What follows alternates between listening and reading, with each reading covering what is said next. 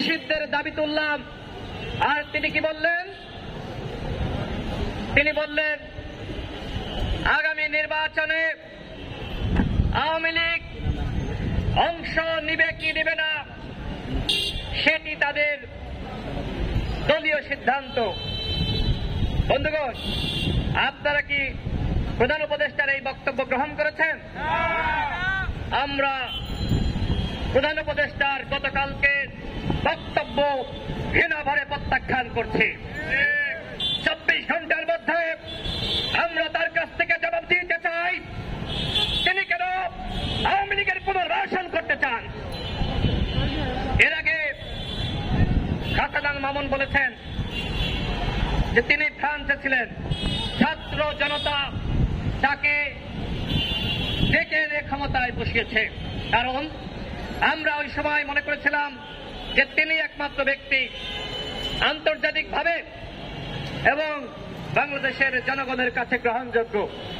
এই কারণে আমরা তাকে ওই চেয়ারে বসিয়েছি।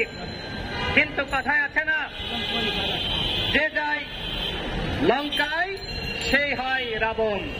তিনি এখন আওয়ামী লীগের পুনর্বাসন করতে চাচ্ছেন।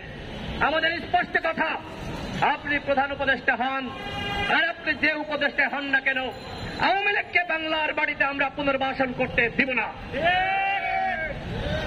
আমরা দল হিসেবে, একমাত্র দল হিসেবে রাজপথে আওয়ামী লীগের নিষিদ্ধের দাবিতে আমরা প্রতিবাদ করেছি, আজকেও করছি। বাংলাদেশে আর কোন দল আওয়ামী লীগের নিষিদ্ধের দাবিতে আজকে নামে নাই। একমাত্র দল হিসেবে গণ অধিকার পরিষদ নেমেছে। গণ অধিকার পরিষদ কখনোই আপোষের রাজনীতি করে নাই। এই কারণে আমাদের এই যে এনজিও ব্যক্তিত্ব এবং বিদ্রোহ হামলাদের যে সরকার গঠিত হয়েছে, সেই সরকার গণ অধিকার পরিষদকে পদে পদে মাইনাস করেছে।